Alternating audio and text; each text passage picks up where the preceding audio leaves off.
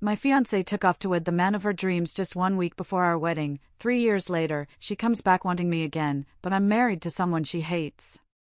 7 days before my wedding, I got a text, "I can't do this anymore." My entire world cracked. When I called, her phone was already disconnected, and she'd vanished with every dollar from our joint account. The venue was paid for, 200 invitations were out, and my parents had flown all the way from Pennsylvania. But the real abandonment doesn't happen at the altar, it happens quietly, in your apartment, late at night, when you're just trying to figure out a seating chart. My name is Ryan. I was 31, working in cybersecurity, and for 3 years I genuinely thought I was the luckiest guy alive. Why? Because a woman who looked like she'd walked right off a magazine cover had, for some reason, chosen me. I'm 5 feet 9 inches, average build, the kind of person who blends in. That's where I met her, at a conference. Chloe walked into that hotel ballroom in San Diego wearing a red dress that probably cost more than my whole wardrobe and just sat next to me during the keynote. She smelled like expensive perfume and pure confidence. When she leaned over to whisper a joke about the presenter's terrible slideshow, I actually thought, this has to be some kind of mistake. My best friend, Liam, saw it instantly. He told me, "Ryan, I'm happy for you, man, but are you sure she's actually into you and not just the idea of you?" But I was so deep in it, I just couldn't hear him. The first 6 months were incredible. She made me feel like I mattered, like I was finally the main character of my own life.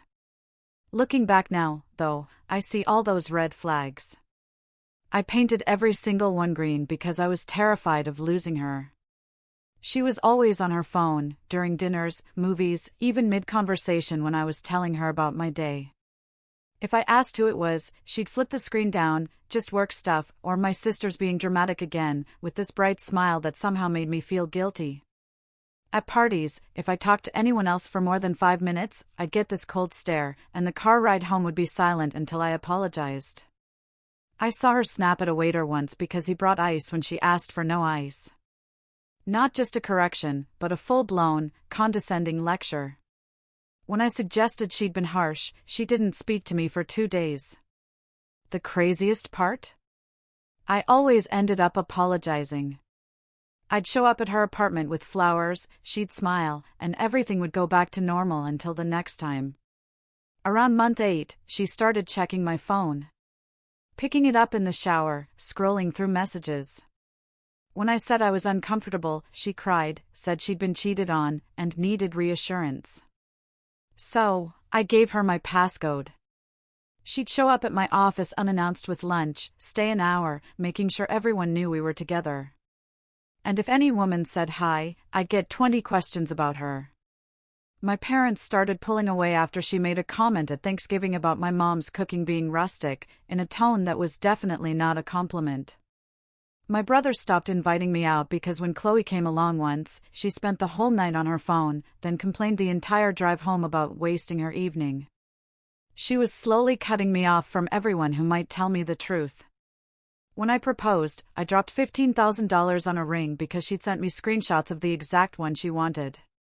When I got down on one knee at that overpriced restaurant, she said yes, then immediately started filming herself for Instagram.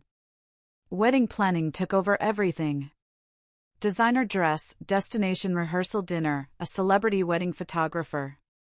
Every time I suggested scaling back, she'd get this hurt look and say, "I thought you wanted to marry me?" As if the wedding's price tag proved my love. I maxed out 2 credit cards, took a personal loan, even stopped contributing to my retirement. She kept saying, "This is our one day, Ryan. We can't be cheap about our one day." My parents offered to help, but she refused their money, then got upset when they suggested a smaller venue. After that, her relationship with my family was done. About 2 months before the wedding, something shifted. She became distant, cold, came home late, claiming wedding planner meetings, but vague on details. Then David started appearing in conversations. David was helping with flowers. David had music ideas. David thought we should do a sparkler exit. I'd never heard of him. When I asked, she said he was an old friend, reconnected on social media, offering event planning help. I felt this knot in my stomach every time she said his name, but questioning her never went well. She stopped initiating physical intimacy, stayed up late on her laptop. If I found her awake at 2 a.m., she'd snap it shut, claiming wedding stress. 1 week before the wedding, I came home and found her stuffing clothes into a suitcase. "Chloe, what are you doing?" I asked. She stopped, completely blank expression. "I need space," she said. "I'm staying at my sister's for a few days." I reminded her we were getting married in a week, guests were traveling, we had a venue walkthrough tomorrow. She just picked up her suitcase and walked past me like I was furniture. That was the last time I saw her in person for years. The text came 4 hours later, "I can't do this anymore." Followed by, "I'm sorry." And then nothing.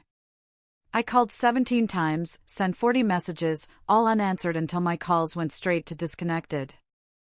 I drove to her sister's apartment, nobody answered. I called her parents, her dad told me coldly that Chloe had made her choice, and I needed to respect it. The next morning, I checked our joint bank account. $6. She'd withdrawn everything. $12,000 gone. My hands shook as I called vendors, the venue, caterer, photographer. No refunds. I was losing everything and still had no idea why. My mom found me on the kitchen floor that night, staring at my phone.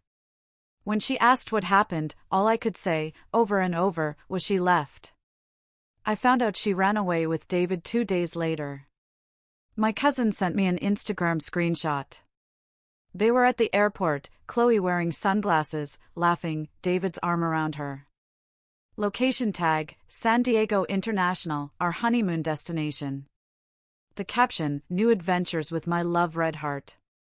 60 comments, "Congratulations." I stared at that photo for an hour, zooming in on her face, looking for guilt or sadness, anything human. But she just looked happy. Genuinely happy, in a way I'm not sure she ever looked with me. My hands started shaking, the room spun. This wasn't just her leaving. This was her leaving for someone else, someone she'd been seeing while we planned our wedding, while I went into debt for her ring, while I lost sleep over seating charts. Liam came over. That night. Found me on the couch where I'd been for 6 hours. He didn't say anything, just sat there until I finally fell asleep around 4 a.m. The worst part was what came after. Chloe told her entire family I'd been controlling and exhibiting unacceptable behavior, that she'd been planning to leave for months, but was too scared, that David helped her escape.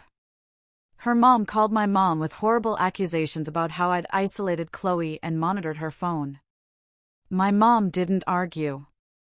She just said, "My son has the bank statements and text messages. If you want proof of who is actually controlling who, I'm happy to provide it," and hung up.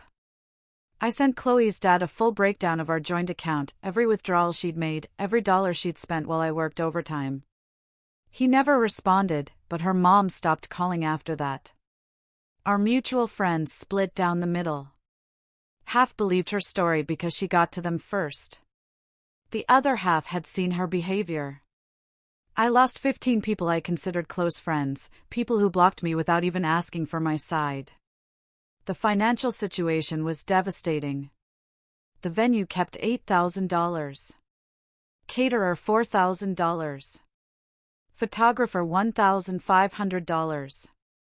Florist $1,000. I was out nearly $20,000 for a wedding that never happened, not including the ring or the stolen money. I'd maxed out 3 credit cards, taken a $12,000 loan, emptied my savings. And now I was surrounded by unopened wedding gifts, trying to figure out how to eat next month. I picked up freelance work, boring contract jobs I'd avoided. I needed every dollar. Ate rice and canned beans for every meal, canceled my gym and streaming services, sold my gaming console and watch. My credit score dropped 140 points in 3 months. Rejected from 2 apartment applications. I was starting over from scratch at 31. Sleep was impossible.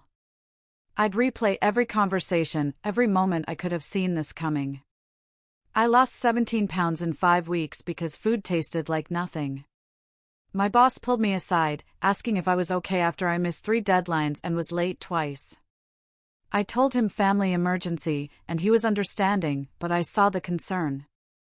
I'd wake up at 3 a.m. thinking I heard her key in the door, or see someone with similar hair and my heart would race, or find one of her hair ties and just break down. My mom wanted me to move home, but that felt like complete failure. So I just existed in this apartment that still smelled like her perfume. Liam forced me to leave the house after week 7. Showed up with hiking boots, told me we were going to the state park whether I wanted to or not. He literally took my keys and drove me there. And something about being outside, moving my body, focusing on each step, it helped in a way nothing else had. We started going twice a week, then 3. Soon, I went alone on weekends. Slowly, the panic attacks became less frequent. My brother got me construction work on weekends, hauling materials, basic labor. The physical exhaustion helped. Like my body was too tired to let my brain spiral. Around month 4, I made a decision that saved my life. I bought a new phone with a new number, deleted every social media account. Told my family and remaining friends not to mention Chloe or give me updates about her life. I didn't want to know if she was happy, if David proposed, nothing. Every piece of information reopened the wound. I applied for a transfer to our company's Austin office. They'd been trying to fill a senior position for months. Nobody wanted it because Texas is expensive and the role was intense. But I needed out of that city where every corner reminded me of her. I got the transfer, packed everything into my car, and drove 23 hours straight because I couldn't stand being in that apartment one more night. Austin was cold and expensive, and I knew nobody, which was exactly what I needed. I found a tiny studio, furnished it with Facebook Marketplace finds, and threw myself into work. 6 months in, I started going to a climbing gym. My coworker wouldn't stop talking about it. That's where I met Sarah.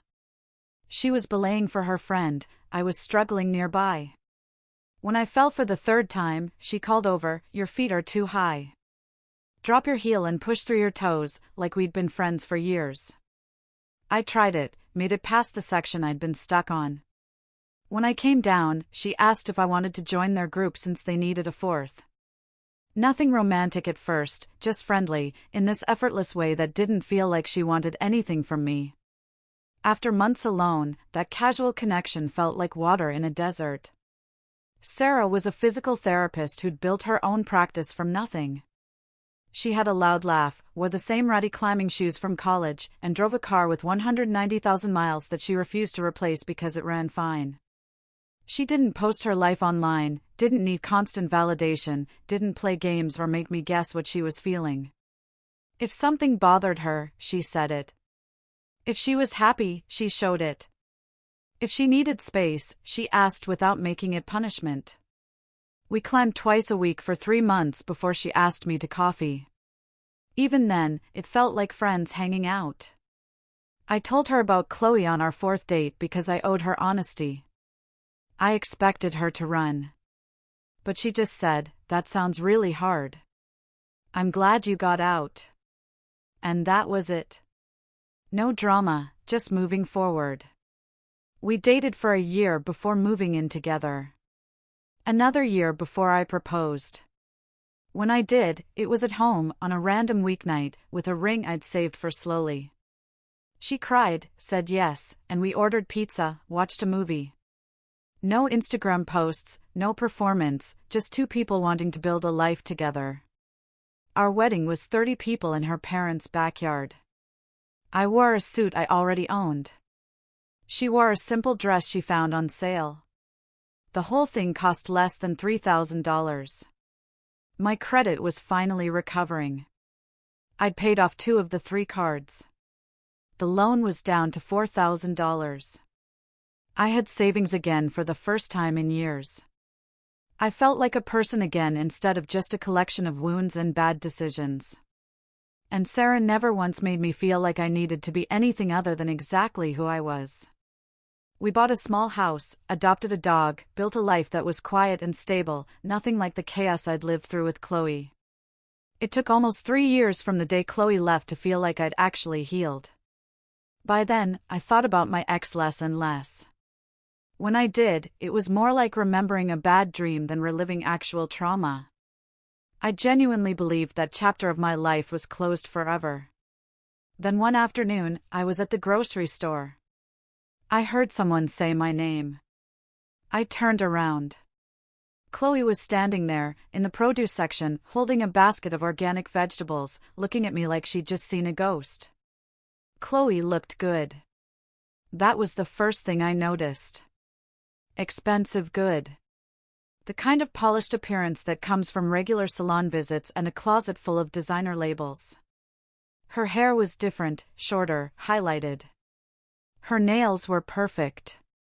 She had this whole successful woman aesthetic going on that would have intimidated the old me. But I wasn't that person anymore. And when she smiled, started talking like we were old friends, I just felt nothing. No anger, no hurt, no residual attraction. Just this distant curiosity about why she was talking to me. She asked how I'd been, what I was doing in Austin, if I was still in cybersecurity. All these surface-level questions while her eyes kept scanning my face, like she was looking for something specific. I kept my answers short, polite, but cold. After about 2 minutes of painful small talk, she finally got to what she actually wanted. Are you seeing anyone? I told her, yes, I'm married, actually. I watched her whole face change. The smile got tighter. Her voice went up half an octave. She asked for my wife's name with this forced casual tone. I told her my wife's name was Sarah Chin and started to turn back to my shopping. But Chloe grabbed my arm and went completely pale. Turns out, Sarah and Chloe went to college together. Close friends until sophomore year, when something ended it badly. Sarah had told me once about a friend from college who became obsessed with competing over everything: grades, guys, internships, clothes. Until it stopped being friendship and became toxic comparison. This friend copied her major from marketing to physical therapy, applied to the same jobs, even tried dating a guy Sarah was seeing. When Sarah confronted her, the friend had a meltdown, accused Sarah of being jealous. They stopped speaking. Sarah said it was realizing someone was never actually your friend, just wanted a constant competition they could win. I'd never connected the dots because Sarah mentioned this was back when she used her middle name socially and didn't keep in touch with anyone from that period. But watching Chloe's face twist into something ugly, I suddenly understood exactly who that toxic friend had been.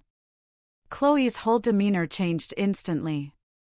The fake sweetness vanished, replaced by this cold assessment. She said Sarah's full name with dripping contempt, adding that it was interesting, and she didn't realize Sarah was my type. I asked what that was supposed to mean. Chloe laughed, a harsh, bitter sound, and said something vague about how some people always land on their feet. I was done. I told her it was good to see her and started to walk away. But she followed me down the aisle, talking faster now. Asking where we lived, how long we'd been married, if Sarah still had her own practice, like that was somehow disappointing. I finally stopped, turned around, and told her directly that I wasn't interested in catching up, that I'd moved on with my life, and she should do the same. Her eyes got that dangerous look I remembered from our relationship, that moment right before she'd flip into victim mode or rage, depending on what would get her what she wanted. She switched tactics immediately. Her voice got soft and sad. She started talking about how she'd hurt me, thought about it all the time, how she'd made a huge mistake. I didn't respond, just stood there waiting for her to finish so I could leave. She kept going, talking about how things with David fell apart after a few months, how she'd been struggling, how she realized too late that I was the one who actually cared about her. She touched my arm again, said she wasn't asking for forgiveness, just wanted me to know she was sorry, and if I ever needed anything, she was there. Then she handed me a business card with her new number on it. I took the card because it was easier than arguing. I threw it away in the parking lot and drove home feeling like I needed a shower. I told Sarah about it that night, describing the woman without using her name at first. I watched her face go from confused to shocked to disgusted as she realized who I was talking about. She said my ex's name with complete disbelief, then started laughing, this disbelieving laugh, and told me that woman had tried to ruin her life in college. Sarah told me the whole story that night. How Chloe had befriended her freshman year seemed normal at first, but slowly everything became a competition. When Sarah made the dean's list, Chloe had to make it too. When Sarah got an internship, Chloe applied to the same company. When Sarah started dating someone, Chloe suddenly found him interesting and started showing up wherever they were. The breaking point came when Sarah got accepted into a competitive physical therapy program, and Chloe, who'd been a marketing major, suddenly decided she wanted to do physical therapy too, and accused Sarah of stealing her dream. They had a massive fight where Chloe said some truly cruel things about Sarah's family, her appearance, her worth as a person. All because Sarah had achieved something Chloe wanted. After that, they never spoke again. Sarah said she'd heard through mutual friends that Chloe had dropped out junior year and moved away, but never knew what happened to her after that. Sarah explained that Chloe had hated her because she didn't need Chloe's validation. She was just living her life, and Chloe made it this whole competition Sarah didn't even know she was in. And when Chloe couldn't win, she tried to destroy it. Now here we were years later. Sarah had built a successful practice and owned a house, while Chloe was clearly struggling. That old resentment had come flooding back the moment Chloe realized I'd married the one person who'd never fallen for her act. The calls started 3 days later, from blocked numbers at weird hours, never leaving voicemails, just letting it ring until it went to voicemail, then hanging up. Then the fake Instagram accounts appeared, obvious burner profiles with random photos, all following Sarah's private account and requesting to follow mine, even though I barely use social media anymore. Sarah's clinic receptionist mentioned someone had called asking weird questions about her schedule, her clients, whether she was taking new patients. We weren't stupid. We knew it was Chloe, but we didn't have proof. Blocking numbers only worked until new ones appeared. Then she showed up at Sarah's gym. Not my climbing gym, but the regular gym where Sarah did her own workouts. Just happened to be there on the treadmill when Sarah arrived, smiling and waving like they were old friends. Sarah ignored her completely, finished her workout, and left. That night, I told her we needed to take this seriously because Chloe's pattern was escalating, just like it had in college. I did some digging. Called Liam, who still lived in my old city, and asked him to find out what happened with Chloe after she left. Turns out David had dumped her after 5 months when he caught her messaging other guys. She burned through 3 jobs in 2 years. Her parents had cut her off financially after she stole money from them. She was currently living in a shared apartment, working retail, and drowning in credit card debt. The successful appearance was completely fake. Designer clothes probably knockoffs or secondhand. The polished look maintained on a shoestring budget. She was desperately looking for someone to save her from the consequences of her own choices. She'd apparently asked mutual friends about me multiple times over the years, whether I was single, where I lived, if I ever mentioned her. And when she'd seen me at that grocery store, she'd thought she'd found her way out. But then she discovered I'd married the one person she'd never been able to compete with. The one person who'd seen through her act years before I did, and had built everything Chloe pretended to have but never could. It destroyed her. Sarah and I talked to a lawyer who helped us document everything, the calls, fake accounts, showing up at her workplace. We prepared a restraining order application, but decided to try one direct conversation first, in a public place with witnesses, where I could make it absolutely clear there would be no reconciliation, no friendship, no contact of any kind. I met Chloe at a coffee shop downtown. I recorded the conversation on my phone, with her knowledge, because our state allows single-party consent. I laid out the facts. I told her I knew about David, about her financial situation, about her asking around about me. And I said very clearly that I was not interested in being her rescue plan. She tried to cry, tried to say I was being cruel, tried to flip it into me attacking her, but I didn't engage with any of it. I just kept repeating that she needed to leave me and my wife alone or we'd pursue legal action. Then I did something my therapist had suggested. I pulled out an envelope with $15,000 in it, a check I'd saved up over 3 years specifically for this moment, and slid it across the table. I explained this was what she took from me. Not just the money from our account, but the ring, the deposits, the loans, all of it added up to about this much. So, here it is. We're even now. You don't owe me anything, and I don't owe you anything. Chloe stared at the check like it was a bomb. I could see her brain working, trying to figure out the angle, trying to understand what I wanted in exchange. I told her I didn't want anything from her. I wanted her to take this, get some actual help from a real therapist, and leave us alone. And if she contacted me or my wife again after today, we'd file for a restraining order, and I'd send all the documentation to everyone we mutually knew. I put a business card for a therapist on top of the check, someone who specialized in personality disorders and manipulation patterns, and I stood up to leave.